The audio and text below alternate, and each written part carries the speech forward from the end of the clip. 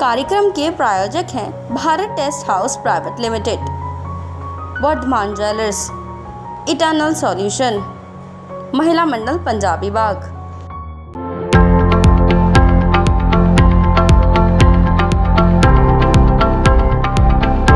नमस्कार, आप देख रहे हैं MMPV आवाज़ और मैं हूं आपके साथ भावना रावत।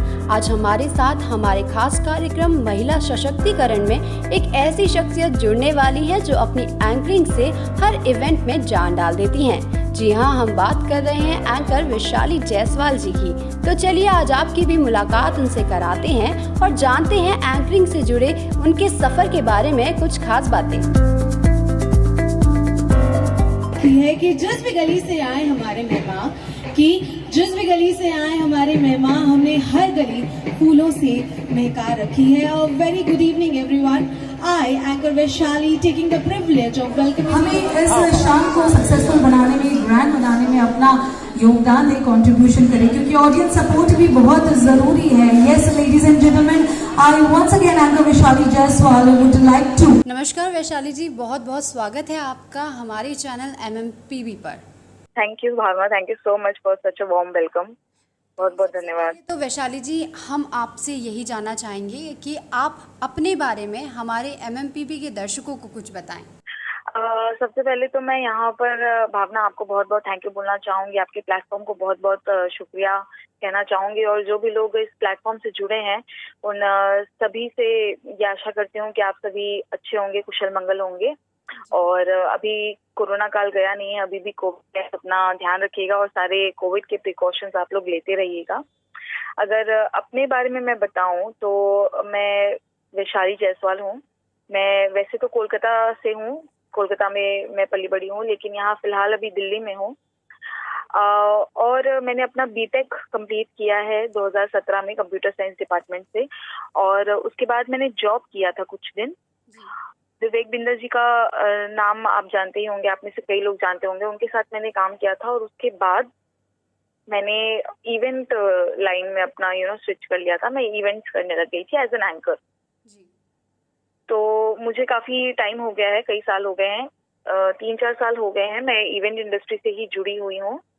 और मैंने एज होस्ट काम किया है। और कई तरीके के इवेंट्स होते हैं, जैसे कि social events, weddings and corporate events होते हैं, प्रोडक्ट लॉन्च होता है, बर्थडे पार्टीज होती हैं, पूल पार्टीज होती हैं, तरह तरह के इवेंट्स होते रहते हैं। हर तरीके के इवेंट्स में मैंने काम किया है। जी, तो जैसा कि आपने बताया कि आपने बहुत सारे तरह के इवेंट्स में काम किया है, तो इसी से जुड़ा हुआ एक सवाल कि सभी एंकर्स के लिए उनका पहला शो जो है बेहद ही खास होता है। तो आप अपने पहले शो के बारे में हमारे दर्शकों को कुछ बताएं कि कैसा फील हुआ था जब आपने पहली बार शो अपना होस्ट किया था। तो भावना, जहाँ तक पहला शो का जो बात है वो बहुत ज्यादा इम्पोर्टेंट होता है। सीरियसली हर किसी इंसान के लिए उसका पहला काम बहुत ही ज्यादा एसेंशियल होता है। आपको भी याद होगा जिस दिन आपका पहला दिन था काम का, आपने क्या क्या सीखा था, आपने क्या क्या गलतियां की थी। वैसे ही मेरा जो पहला शो था वो मेरे लिए बहुत क्रूशियल था। उस शोज में आपको मतलब फर्स्ट शो में ही पता चल जाएगा वदर आप इस काम के लिए बने हैं या नहीं बने हैं। और जो मेरा पहला शो था उसमें मैंने बहुत गलतियां की थी, बहुत ही ज्यादा गलतियां की थी। और जो ऑर्गेनाइजर थे, एक मतलब मेरे फ्रेंड भी थे, और बहुत ज्यादा बड़ा इवेंट नहीं था, छोटा ही इवेंट था। वहाँ पे गैदरिंग कम थी, लिमिटेड थी, बट फिर भी उन्होंने मुझे पर्सनल नोट पे आके बताया था कि आपने कहाँ कहाँ गलतियां की हैं और कैसे आप सुधार सकते हैं। और मुझे कई सारे टिप्स दिए थे जिनको मैंने फॉलो किया और आगे मैं बढ़ती गई। तो पहला शो जो है वो बहुत ज्यादा इम्पोर्टेंट होता है। वो डिटरमाइन करता है कि आप मेक करेंगे या फिर आप ब्रेक करेंगे। तो वेरी इंपॉर्टेंट, कॉन्फिडेंट रहिए, मिस्टेक्स करिए, लेकिन मिस्टेक से सीखिए, वो ज्यादा इम्पोर्टेंट होता है। जी, बहुत खूब बात बोली आपने कि हमें अपने फेलियर से सीखने को बहुत मिलता है, मिस्टेक से ही हम सीखते हैं। तो एक और चीज़ आपसे हम जानना चाहेंगे कि एक अच्छी एंकर के क्या गुण होने चाहिए। एक अच्छे एंकर के बहुत सारे गुण होने चाहिए। मतलब जितना ज्यादा आप गुणी होंगे आप उतने ही ज्यादा अच्छे एंकर बन जाएंगे। और अगर गुणों की बात करें, अगर क्वालिटीज की बात करें, तो ये जो क्वालिटीज है ये बिल्कुल मतलब ऐसा नहीं बिल्कुल से आप एक्वायर कर लेंगे। जैसे कि हमारी मम्मी खाना बनाती हैं, तो ऐसा नहीं है मम्मी ने पहली बार एक डिश बनाई तो वो एकदम आउटस्टैंडिंग बहुत ही अच्छा बन गया। मम्मी कई बार रोटी बनाती है, जैसे कि हम लोग पहली बार जब रोटी बनाते हैं तो वो परफेक्ट नहीं बनती है, तो धीरे धीरे प्रैक्टिस के साथ वो परफेक्ट बनती जाती है, गोल बनती जाती है, राइट। तो एंकर्स में बहुत सारी क्वालिटीज होनी चाहिए मेरे हिसाब से। सबसे ज्यादा जो है वो होना चाहिए कनेक्शन, आपका power, your ability to connect with others. आप कैसे दूसरों के साथ कनेक्ट कर सकते हैं, क्योंकि आजकल क्या है, इवेंट्स में आप देखेंगे तो इवेंट्स में बहुत कुछ होता है ना। जैसे कि डीजे होता है, डेकोर होता है, खाना होता है, राइट। लेकिन जो चीज सबसे ज्यादा अलग होती है और जिसमें ह्यूमन टच होता है वो होता है एंकर का। एक एंकर ही है जो ये डिफरेंस क्रिएट कर सकती है। आप लाइफ में आप कभी आगे बढ़ेंगे तो आप शायद भूल जाएंगे कि किसी इवेंट का डेकोर कैसा था, आप शायद भूल जाएंगे कि किसी इवेंट का खाना कैसा था, लेकिन आप वो कभी नहीं भूलेंगे कि how the anchor made you feel. आपको उस एंकर ने कैसा महसूस करवाया था, वो आप कभी नहीं भूलेंगे। वो ह्यूमन टच आप कभी नहीं भूलेंगे। तो आपका दूसरों के साथ कैसा अप्रोच होना चाहिए वो बहुत ज्यादा इम्पोर्टेंट होता है। कॉन्फिडेंस की बात करूं तो आप अंदर से बहुत कॉन्फिडेंट होने चाहिए और स्मार्ट होने चाहिए। आपके कला में आप प्रोफिशिएंट होने चाहिए। आपको अच्छे से पता होना चाहिए आपको क्या बोलना है, कितना बोलना है और कब बोलना है। एंड प्रेजेंस ऑफ माइंड बहुत जरूरी है। काफी सारे क्वालिटीज है। एक अच्छा लिसनर भी होना चाहिए। आपको ठीक से सुनना पड़ेगा, तभी आप उसका अच्छे से जवाब दे पाएंगे, आप उसको पोर्ट्रे कर पाएंगे स्टेज पर। तो ये सारी क्वालिटीज मुझे लगता है एक एंकर में ज़रूरी है, होनी चाहिए। जी बिल्कुल। तो ये तो थी बात कि एंकर्स में कौन सी क्वालिटीज़ होनी चाहिए। तो इसके साथ ही आगे बढ़ते हैं और आपसे जानते हैं अपने अगले सवाल का जवाब। तो वैशाली जी हमें बताइए कि एक एंकर के लिए खूबसूरत दिखना कितना ज़्यादा ज़रूरी होता है और एक अच्छा आउटफिट कितना महत्व रखता है? भावना, मैं बता रही हूँ, बहुत ही ज़्यादा इम्पोर्टेंट होता है एक एंकर के लिए उसका खूबसूरत दिखना।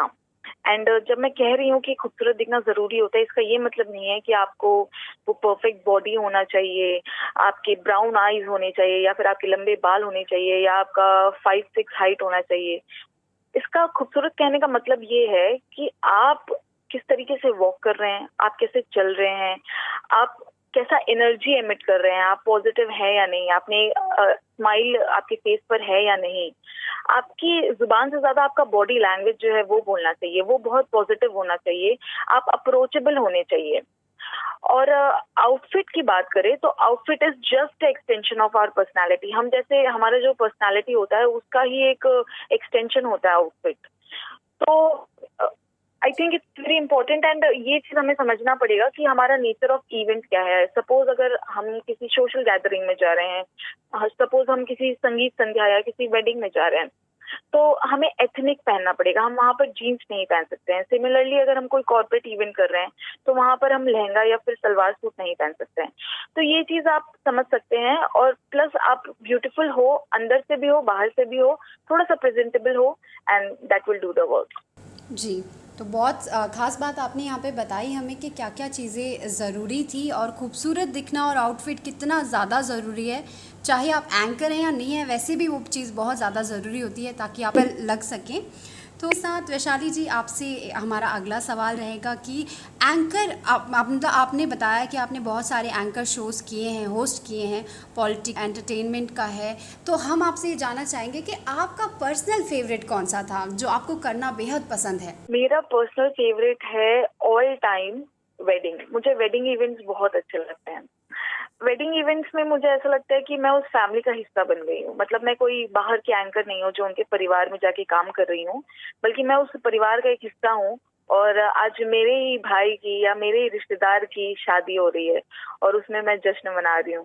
तो एक बहुत क्लोज कनेक्शन बन जाता है। कभी कभार हम क्लाइंट्स के साथ इतना अच्छे से घुल मिल जाते हैं, इतना अच्छे से बॉन्ड बन जाता है हमारा, कि हमें ऐसा लगता है कि वो हमारे ही परिवार के हिस्सेदार हैं। हम उसी परिवार का हिस्सा है। तो कई बार तो ऐसा भी होता है कि हम लोग डांस वगैरह करते हैं स्टेज पे, तो कुछ फीमेल लेडीज होती हैं, तो मम्मी जी होती हैं, भाभी जी होती हैं, वो हाथ पकड़ के खींच लेती है और हमें डांस करवाने लगती हैं। तो yeah my personal favourite is wedding. जी, तो जैसा कि आपने बताया कि आपको वेडिंग का बहुत ज़्यादा पसंद है शो होस्ट करना, तो इसमें हम आपसे पूछेंगे कि बहुत ज़्यादा ज़रूरी होता है किसी भी एंकर के लिए अपनी ऑडियंस को बांधना। तो जैसे कि बिल्कुल। आपको वेडिंग का पसंद है, तो वेडिंग में भी बहुत सारे लोग होते हैं। तो अगर ऐसी सिचुएशन आपके सामने आ जाए कि आपकी ऑडियंस 30% जो है हिंदी समझने वाली हो और 70% इंग्लिश समझने वाली हो, तो ऐसी सिचुएशन को आप कैसे हैंडल करते हैं? कई बार ऐसे सिचुएशन आ जाते हैं जहाँ पे हमें अलग अलग लैंग्वेजेस से डील करना पड़ता है। तो एक अच्छे एंकर का ये गुण होना चाहिए, एक अच्छे एंकर को ये करना चाहिए कि उसे सिर्फ एक लैंग्वेज नहीं बल्कि उसके ऑडियंस में जितने भी लैंग्वेज बोलने वाले लोग हैं उनसे उसी लैंग्वेज में कनेक्ट करे, तभी जाकर वो लोग आपसे जो है जुड़ पाएंगे। सपोज यहाँ पर आपने बताया कि हिंदी 30% है और इंग्लिश 70% है, तो मैं भी अपना स्क्रिप्ट जो है, मेरा जो बोलने का तरीका होगा, जो भी मैं बोलूंगी मेरे स्क्रिप्ट में, उसमें मैं मैक्सिमम वैल्यू जो है इंग्लिश को दूंगी। 70% मैं इंग्लिश को दूंगी, 30% मैं हिंदी को दूंगी, लेकिन बाइलिंगुअल रहेगा, यानी कि दोनों लैंग्वेज को मैं अपने स्क्रिप्ट में इंक्लूड करूंगी।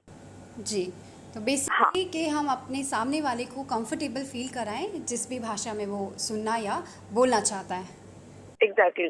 फैमिली में जैसे कि अगर कोई वेडिंग है और उस वेडिंग में अगर फैमिली ने मुझे रिक्वेस्ट किया है कि मैम आप जो है ब्राइड ग्रूम से जब बात करेंगे तो आप प्रेफरेबली इंग्लिश ही बोलिएगा, तो उस वक्त मैं इंग्लिश में स्विच हो जाऊंगी। जब मैं ब्राइड ग्रूम से बात करूंगी तो मैं इंग्लिश इस्तेमाल करूंगी।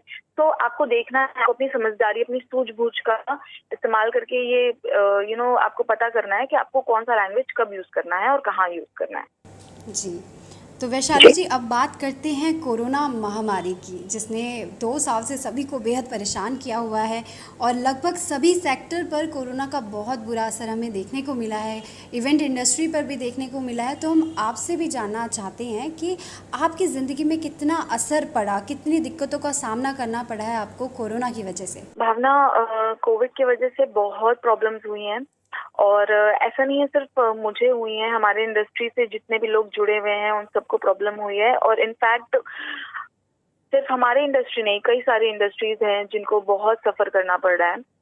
तो कोरोना की वजह से ऑब्वियसली हमारे इनकम पे इफेक्ट हुआ है, हमारे काम पे इफेक्ट हुआ है, बट सबसे ज्यादा जो बुरी चीज हुई है इस कोरोना में वो ये है कि हमारा मेंटल स्टेट खराब हो गया है। हम घर में बैठ बैठ के बिल्कुल पक गए हैं, बिल्कुल ऊब गए हैं और गुस्सा बहुत जल्दी आ जाता है, इरिटेशन बहुत ज्यादा होती है, बिल्कुल किसी से बात करते हैं तो वो इरिटेशन झलकती है। तो ये नेचुरल है, ये सिर्फ मेरे साथ नहीं, ये सबके साथ हो रहा है, क्योंकि ऑब्वियस सी बात है हम कहीं बाहर नहीं जा पा रहे हैं, हमें जो चीजें पसंद है हम वो नहीं कर पा रहे हैं। लेकिन कोई बात नहीं, मैं बहुत होपफुल हूँ कि अब सिचुएशंस जो है वो पहले से बेहतर हो रही है, धीरे धीरे करके इवेंट्स भी स्टार्ट हो चुके हैं, सारे काम जो है धीरे धीरे करके शुरू हो रहे हैं। तो आने वाले जो समय है वो बिल्कुल ठीक होगा और हम लोग सब मिलकर एक बार फिर से एंजॉय करेंगे, इवेंट्स करेंगे और बिल्कुल मौज मस्ती होगा and everything is going to be fine. जी, बिल्कुल बहुत सही बात बोली है आपने और हम भी एमएमपीबी भी यही आशा करता है कि सब कुछ जल्द ही पटरी पर वापस आ जाए ताकि लोग अपना जीवन जैसे जी रहे थे उसी तरह से जी पाएँ। तो अंत में वैशाली जी, हम आपसे ये पूछना चाहेंगे कि कहना चाहेंगे, एक तरह से रिक्वेस्ट है कि हमारी जो एमएमपीबी के दर्शक है उनके लिए कोई संदेश दे, खासकर जो महिला दर्शक है हमारी, ताकि आपकी तरह वो आगे ज़िंदगी में बढ़ सके, आपके संदेश से वो प्रेरणा ले सके।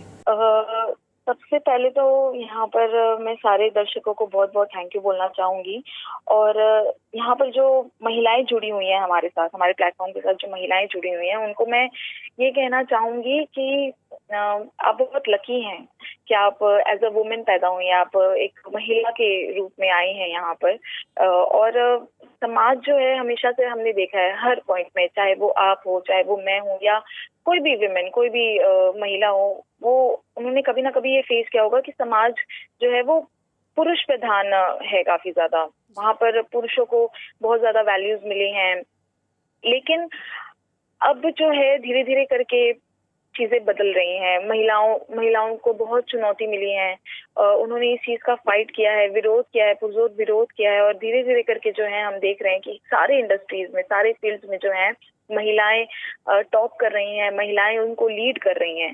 तो अगर आपको भी कभी फील हो रहा है कि आप भी डोमिनेट किए जा रहे हैं, पुरुष प्रधान मान्यताओं के बीच में आप दब रहे हैं, तो आपको आवाज उठानी होगी, आपको अपने लिए खुद बोलना पड़ेगा, आपको अपने लिए खुद करना पड़ेगा, तभी जाके जो है आप दूसरों के लिए उदाहरण बन पाएंगी। आप देखेंगे आपके आसपास में बहुत ऐसे लोग होंगे जो जो विरोध कर रहे होंगे, बहुत ऐसी महिलाएं हैं जो विरोध कर रही हैं, तो आपको भी उन महिलाओं आपको भी वैसे ही बनना पड़ेगा, आपको इसके खिलाफ बोलना पड़ेगा, आवाज उठानी पड़ेगी और अपने हक के लिए लड़ना पड़ेगा। जी, बहुत ही खास मैसेज आपने हमें दिया है कि जब तक आप खुद के लिए नहीं खड़े होंगे तब तक आप दूसरों की मदद नहीं कर पाएंगे। बिल्कुल, अभी रोशन हुआ है रास्ता, वो देखो एक औरत आ रही है। मैं यही मानती हूँ कि आने वाला जो समय होगा वो बिल्कुल विमेन के लिए होगा। ऑलरेडी विमेन हर जगह छा गई हैं, लेकिन धीरे धीरे करके और भी छाएंगी और भी हम लोग जो है लीड करेंगे। जी, बेशक जो भी आपने बोला है वो बेशक आगे जाकर बिल्कुल सफल होगा, और आज भी है, क्योंकि हर फील्ड में हम बिल्कुल कि कहीं ना कहीं महिलाएं हर फील्ड में आगे हैं। बिल्कुल हर फील्ड में मौजूद है, चाहे वो डॉक्टरी में हो, लॉयर में हो, इवेंट्स में हो, हर जगह। जी, तो बहुत बहुत धन्यवाद वैशाली जी हमारे साथ इस खास सेगमेंट में बनने के लिए और हमारी MMPV के दर्शकों को इतनी सारी प्रेरणादायक बातें बताने के लिए। Thank you so much Bhavana, thank you audience. आप सभी लोग प्लीज अपना ध्यान रखिएगा, अभी कोरोना गया है नहीं, तो सारे कोविड के जो प्रिकॉशंस है वो लेते रहिए, और थैंक यू सो मच। इस चैनल से जरूर जुड़े रहिए और अपना प्यार बरसाते रहिए। जी, thank you so much. Thank you Bhavna, thank you. महिला सशक्तिकरण के इस खास कार्यक्रम में फिलहाल इतना ही। ऐसी ही इंस्पिरेशनल वीडियोस के लिए आप देखते रहिए MMPV आवाज।